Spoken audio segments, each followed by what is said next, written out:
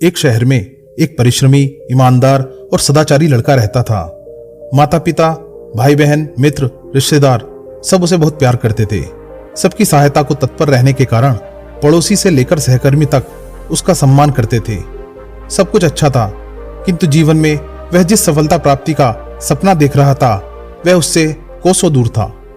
वह दिन रात जी जान लगाकर मेहनत करता, किंतु असफलता ही उसके हाथ लगती। उसका पूरा जीवन ऐसे ही निकल गया और अंत में जीवन चक्र से निकलकर वह काल चक्र में समा गया। चूंकि उसने जीवन में सुकर्म किए थे, इसलिए उसे स्वर्ग की प्राप्ति हुई। देवदूत उसे लेकर स्वर्ग पहुंचे।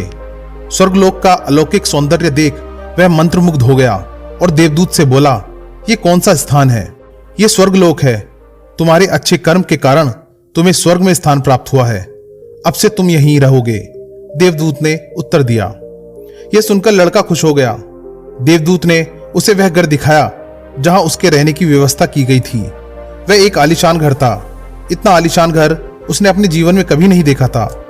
देवदूत उसे घर के भीतर लेकर गया और एक एक कर सारे कक्ष दिखाने लगा। सभी कक्ष बहुत सुंदर थे। अंत में वह उसे एक ऐसे कक्ष के पास लेकर गया जिसके सामने स्वप्न कक्ष लिखा हुआ था। जब वे उस कक्ष के अंदर पहुंचे तो लड़का यह देखकर दंग रह गया कि बहुत सारी वस्तुओं के छोटे छोटे प्रतिरूप रखे हुए थे। ये वही वस्तुएं थीं जिन्हें पाने के लिए उसने आजीवन मेहनत की थी, किंतु हासिल नहीं कर पाया था। आलीशान घर, कार, उच्चाधिकारी का पद और ऐसी ही बहुत सी चीजें जो उसके सपनों में ही रह गए थे। वह सोचने लगा कि इन चीजों को पाने के लिए सपने मैंने धरती लोक में देखे थे, किंतु वहां तो यह मुझे नहीं मिली। अब यहाँ इनके छोटे प्रतिरूप इस तरह क्यों रखे हुए हैं? वह अपनी जिज्ञासा पर नियंत्रण नहीं रख पाया और पूछ बैठा, ये सब यहाँ इस तरह, इसके पीछे का क्या कारण है?